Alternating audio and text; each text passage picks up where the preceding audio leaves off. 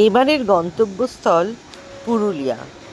প্রথমে সকাল 6টায় বন্দে ভারত ধরে টাটানগর স্টেশনে নামলাম।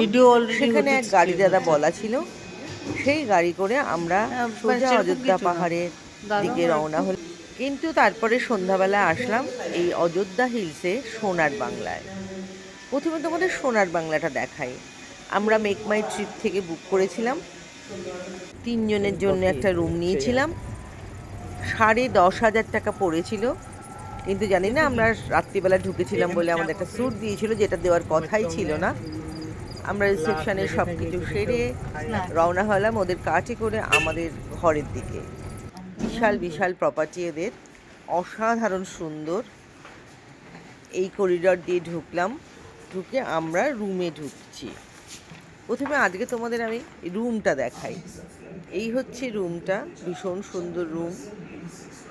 রুমের ভেতরে এইরকম ডেকোরেশন করা, টেবিল, আলমারি, সোফা, সমস্ত। এখানে চা কফি করার কেটল, তারপরে চা কফি করার সব ছোট ছোট পাউচও দিয়েছে ওরা।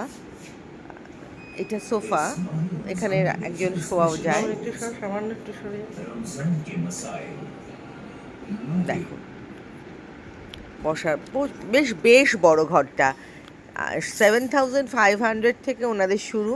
তবে আমার মনে হয় মেক মাই ট্রিপ বা গোয়াই বুবু, এটা বারান্দা। দেখো জাস্ট বারান্দাটা খুললে, আমি তো আকাশের চাঁদ দেখতে ব্যস্ত ছিলাম, সেদিনকে পূর্ণিমা ছিল। একদিকে পাহাড়, একদিকে পূর্ণিমার চাঁদ, আর এর ভিতরে অদ্ভুতভাবে প্রচুর পলাশ ফুল ফুটেছে। সেটা তোমাদের দিনের বেলা দেখাবো। এটা হচ্ছে সোনার বাংলা, এই হচ্ছে পুরো ঘরটা হিলসের নিচে। ভীষণ সুন্দর একটা স্যুট দিয়েছে আমাদের।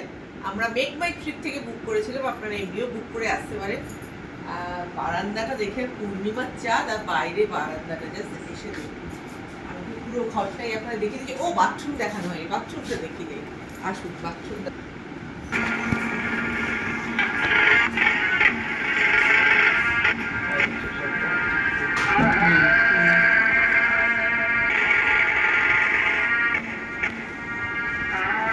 সোনার বাংলা, অযোধ্যা হিলসে।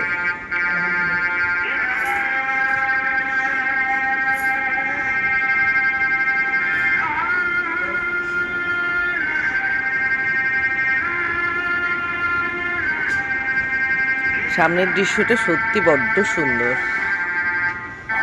এটা সন্ধ্যাবেলায়, সামনে একটা লনও আছে।